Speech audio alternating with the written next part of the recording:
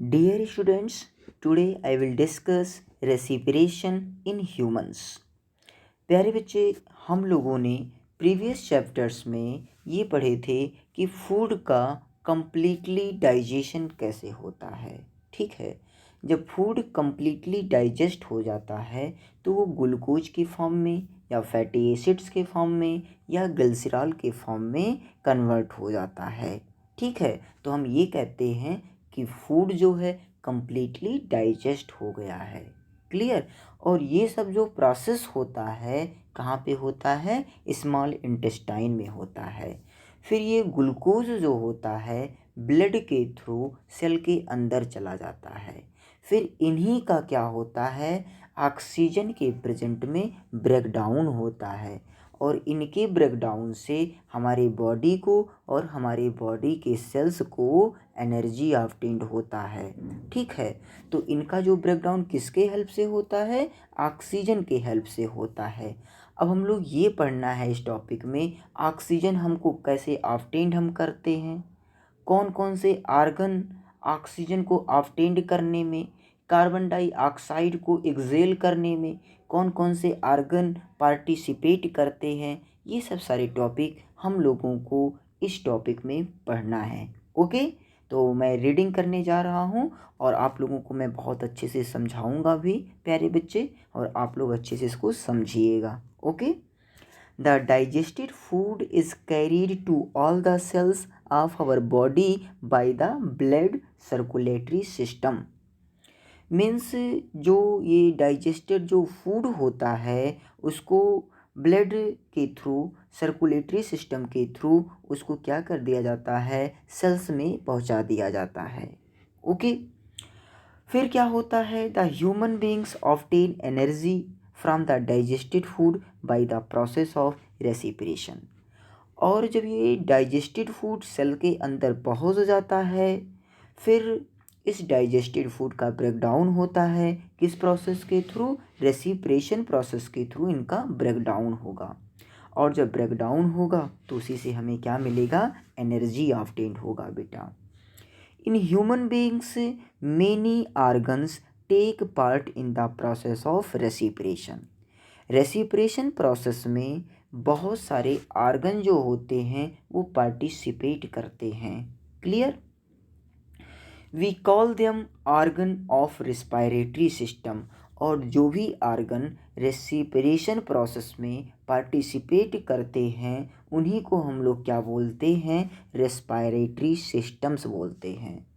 तो कौन कौन से आर्गन्स रेस्पिरेटरी सिस्टम में करते हैं मैं आपको बताता हूँ।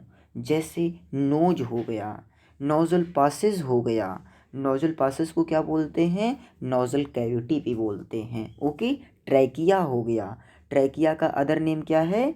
विंड पाइप होता है। ओके, ब्रोंकाई हो गया, लंग्स हो गया, डायफ्राम हो गया।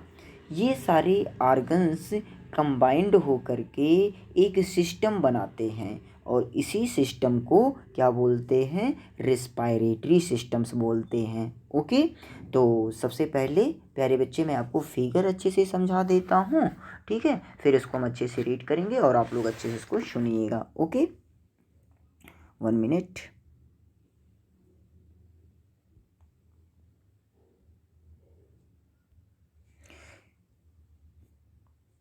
देखो प्यारे बच्चे, ये जो होता है नोज, नोज में 2 होल्स होता है। ठीक है, और इस 2 होल्स को क्या बोलते हैं? नॉस्ट्रिल्स बोलते हैं। और नॉस्ट्रिल्स के बिहाइंड जो होता है मीन्स ये वाला जो पोर्शन है ये क्या होता है? नोजल कैविटी होता है। ठीक है, और नोजल कैविटी जो होता है नॉस्ट्रिल को और विंड पाइप को मीन्स ट्रैकिया को ज्वाइन करता है। ठीक है, अब ये देखो ये पूरा जो पोर्शन है, ये पूरा जो पोर्शन क्या है?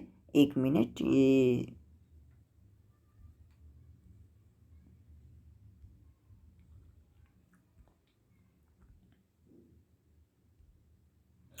अब देखो प्यारे बच्चे, ये जो पूरा पोर्शन है इस पूरे पोर्शन को हम लोग क्या बोलते हैं?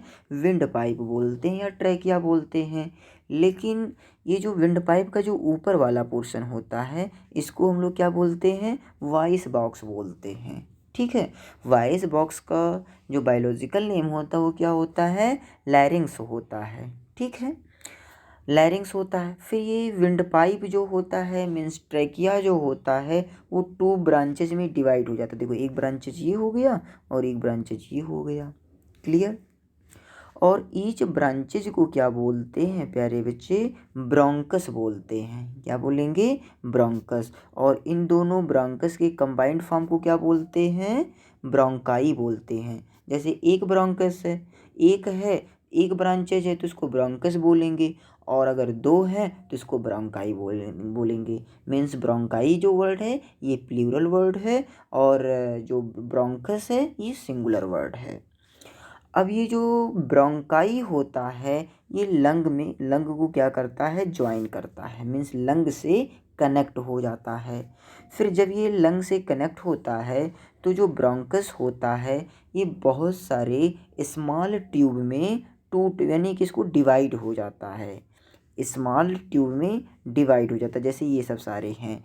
और इसी स्मॉल ट्यूब को क्या बोलते हैं, ब्रोंकीओलस बोलते हैं। क्या बोलेंगे, ब्रोंकाईओलस बोलेंगे बेटा। ऐसे ये वाले जो है ना, ये स्मॉल ट्यूब हैं, इन्हीं को हम लोग ब्रोंकीओलस बोलेंगे। और इसी ब्रोंकीओलस ओलस से एक क्या होता है, एयर सैक होता है प्यारे बच्चे। और इसी एयर सैक में क्या होता है, ऑक्सीजन होता है, ऑक्सीजन फिल्ड होता है।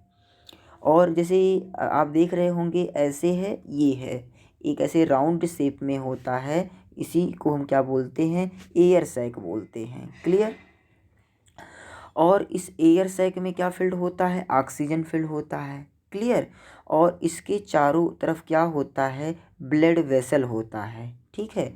और ब्लड वेसल में क्या प्रेजेंट होता है, हीमोग्लोबिन प्रेजेंट होता है, ठीक है। अब हीमोग्लोबिन क्या करता है, मीन्स यहाँ से ऑक्सीजन को उठाएगा, मीन्स यहाँ से पिक करेगा, और फिर इसको बॉडी के डिफरेंट डिफरेंट पार्ट्स में ऑक्सीजन को लेते जाएगा।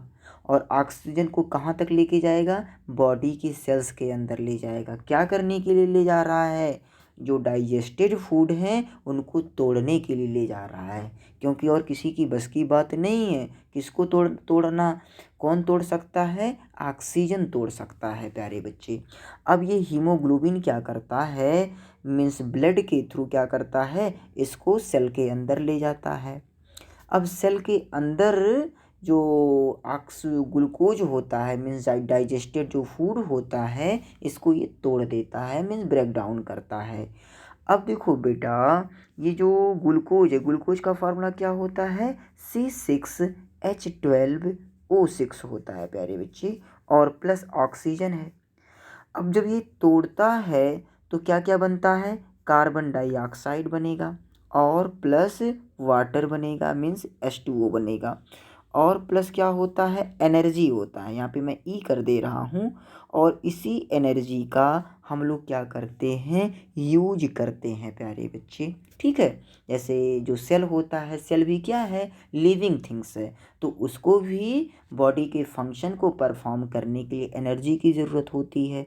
और हमारी बॉडी को भी एनर्जी की ज़रूरत होती है कोई भी फंक्शन करने के लिए, वर्क करने के लिए, ओके। तो ये जो एनर्जी हमें मिलती है, यही एनर्जी, यहीं से हम लोग एनर्जी ऑब्टेन्ड करते हैं। अब ये जो कार्बन डाइऑक्साइड होता है या ये वाटर जो होता है, इनको वेस्ट प्रोडक्ट मानते हैं बेटा, ठीक है। तो कार्बन डाइऑक्साइड को क्या करता है, हीमोग्लोबिन फिर से लेकर के आता है ब्लड के थ्रू, और फिर ला करके कहाँ पे कर देता है, इसी इसमें एयर सैक में कर देता है, ठीक है। अब एयर सैक में आ जाएगा। अब हम क्या करते हैं, इस कार्बन डाइऑक्साइड को, और यहाँ से जो वाटर वेपर होगा ये भी किसके थ्रू आएगा, ब्लड के थ्रू आएगा। और ब्लड के थ्रू कौन लाता है, हीमोग्लोबिन लाता है। हीमोग्लोबिन किस में प्रेजेंट होता है, ब्लड में प्रेजेंट होता है। ये भी यहाँ पे आ जाएगा बेटा, ओके, किसमें, एयर सैक में आ जाएगा, क्लियर। अब हम क्या करते हैं, अब ये जो कार्बन डाइऑक्साइड होता है, ठीक है, यहाँ पे डायफ्राम होता है, एक मिनट इसको बता रहा हूँ। ये जो होता है डायफ्राम, डायफ्राम जो होता है एक मसल्स होता है प्यारे बच्चे, ठीक है। अब डायफ्राम क्या करेगा, लंग को ऊपर की तरफ क्या करेगा, इसको पुश करेगा। जब ये ऊपर की तरफ पुश होगा तो यहाँ से इसके अंदर एयर सैक के अंदर जो कार्बन डाइऑक्साइड है वो क्या होगा, उसका स्क्वेजिंग होगा, मीन्स उसको निचोड़ करके इसको कहाँ पे आ जाएगा, ब्रोंकस में आ जाएगा। ब्रोंकस के थ्रू कहाँ पे आ जाएगा, अब जो आ जाएगा ये विंड पाइप में आ जाएगा। विंड पाइप से होते हुए ये कहाँ पे आ जाएगा, ये नोज़ल कैविटी में, और नोज़ल कैविटी से ये क्या हो जाएगा, कार्बन डाइऑक्साइड ब्रीदिंग आउट हो जाएगा, मीन्स ये बाहर निकल जाएगा बेटा, ठीक है। और ये जो प्रोसेस होता है ना, ये कम्प्लीटली चलता रहता है। ऐसा नहीं है कि 1 मिनट हुआ फिर 2 मिनट शांत हो गया, ये कंटिन्यू होता रहता है। और हम लोग जो ब्रीदिंग करते हैं 1 मिनट में, मैं आप लोगों को ये बताया था कि जो एडल्ट होते हैं वो कितना करते हैं, 1 मिनट में 18 करते हैं बेटा, यानी कि 15 to 18 करते हैं। वहीं पे जो बच्चे होते हैं वो 1 मिनट में कितना ब्रीदिंग करते हैं, 20 करते हैं बेटा। कितना करेंगे, वो लोग जो करते हैं 20 to 30 टाइम्स करते हैं, 1 मिनट में करते हैं। क्लियर, इतनी बातें आपको समझ में आ गई होंगी। अब देखो, मैंने आपको ये बात नहीं बताया है कि जो एयर सैक होता है इसका जो बायोलॉजिकल नेम क्या होता है, एल्वियोली होता है बेटा, ठीक है। तो एयर सैक को क्या बोलेंगे, एल्वियोली बोलते हैं। और ये जो लंग्स होता है, ठीक है, लंग्स का ये वाला जो पोर्शन दिख रहा है, एक ये मेम्ब्रेन से बना होता है, ठीक है। इस मेम्ब्रेन को हम बोलते हैं प्ल्यूरा बोलते हैं, PLURA, प्ल्यूरा मेम्ब्रेन से मेडअप होता है। क्लियर, तो इतनी बातें आपको समझ में आ गई होंगी। अब मैं इसको एक बार रीड कर दे रहा हूँ और आप लोग अच्छे से इसको सुनिएगा। ओके प्यारे बच्चे, our nose has 2 holes which are called nostrils. There is a passage in the nose behind the nostrils. This is called nasal passage or nasal cavity. Means ये जो नोजल कैविटी होता है नॉस्ट्रल्स के behind होता है, means उसके पीछे होता है। Okay, the nasal passage joins करता है नॉस्ट्रल्स टू द ट्रैकिया को। मीन्स ये जो नोजल कैविटी होता है किसको किसको ज्वाइन करेगा, ट्रैकिया को ज्वाइन करेगा और नॉस्ट्रल को ज्वाइन करता है। Trachea is a tube, trachea एक ट्यूब होता है जिसको हम लोग क्या बोलते हैं, विंड पाइप बोलते हैं बेटा। The upper end of trachea has a voice box. Means जो ट्रैकिया का जो अपर एंड होता है उसमें क्या होता है प्यारे बच्चे, क्या होता है, वॉइस बॉक्स होता है। जैसे ये जो नहीं दिख रहा है अपर पार्ट, इसी को हम लोग क्या बोलते हैं, वॉइस बॉक्स बोलते हैं। और वॉइस बॉक्स का बायोलॉजिकल नेम क्या होता है, लायरिंग्स होता है। Okay, the trachea branches into 2 smaller tubes called bronchi. Means जब ये विंड पाइप जो होता है, जब ये 2 ब्रांचेज में डिवाइड हो जाता है तो ईच ब्रांचेज को क्या बोलते हैं, ब्रोंकस बोलते हैं। ओके, और दोनों को क्या बोलेंगे, ब्रोंकाई बोलते हैं। ब्रोंकाई जो है प्लूरल वर्ड है और जो ब्रोंकस है ये सिंगुलर वर्ड है। ओके, दोनों ब्रांचेज को क्या बोलेंगे, ब्रोंकाई बोलेंगे, एक ब्रांचेज को क्या बोलेंगे, ब्रोंकस बोलेंगे। मीन्स ये वाला जो दिख रहा है इसी को हम लोग क्या बोलेंगे, ब्रोंकस बोलेंगे। ओके, अब देखो आगे क्या हो रहा है प्यारे बच्चे। The trachea branches into 2 smaller tubes called bronchi at its lower end. The 2 bronchi are connected to the 2 lungs on the left lungs and other to the right lungs. Means ये जो ब्रोंकस होते हैं दोनों, ये क्या होते हैं, किससे कनेक्टेड होते हैं, लंग से कनेक्टेड होते हैं।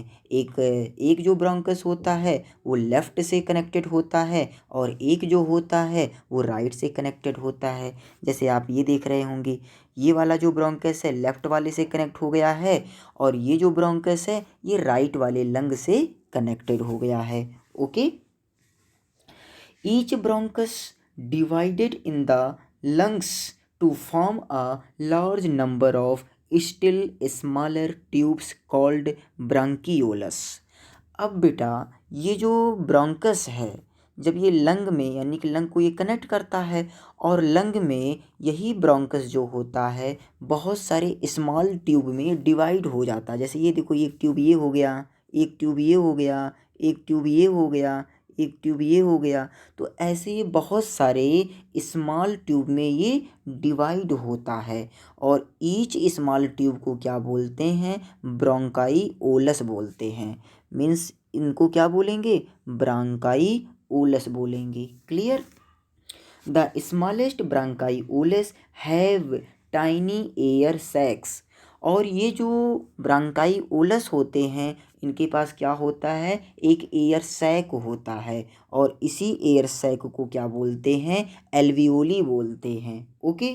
The walls of alveoli very thin and they are surrounded by a very thin blood capillaries. Means ये जो एयर सैक होता है, जैसे ये है ना एयर सैक, अब ये एयर सैक जो होता है प्यारे बच्चे, ये किससे यानी कि सराउंडेड होता है? ब्लड कैपिलरीज के थ्रू ये क्या होता है? सराउंडेड होता है। ठीक है। और यही जो ब्लड कैपिलरीज होता है, मीन्स जो ब्लड वेसल्स होते हैं, यही क्या करते हैं? ऑक्सीजन को पिक करते हैं, और पिक करके कहाँ पे ले जाते हैं? सेल्स में ले जाते हैं। ठीक है। अब एक बात ये जानते रहो कि जो ऑक्सीजन का या कार्बन डाइऑक्साइड का जो ट्रांसपोर्टेशन का काम करते हैं, कौन करते हैं प्यारे बच्चे? हीमोग्लोबिन करते हैं। ठीक है। ओके। नेक्स्ट पेज पे मैं रीडिंग करने जा रहा हूँ। द डायफ्राम क्या होता है? कर्व्ड सीट ऑफ मसल्स होता है। डायफ्राम क्या है? एक कर्व्ड सीट ऑफ मसल्स होता है। Okay. The breathing organs of human beings are lungs. Human beings में जो ब्रीदिंग ऑर्गन का नाम क्या है? लंग्स है। Our lungs lie in the chest cavity. और जो लंग होता है ये कहाँ प्रेजेंट होता है? चेस्ट कैविटी में प्रेजेंट होता है। Which is bounded by the rib cage. और ये जो लंग्स होता है प्यारे बच्चे, ये रिब केज से क्या होता है? बाउंडेड होता है। और रिब केज के बॉटम में, मीन्स लंग्स के बॉटम में क्या एक मसल्स होता है, और उस मसल्स को क्या बोलते हैं? डायफ्राम बोलते हैं। The muscles of ribcage and diaphragm help in breathing in and breathing out.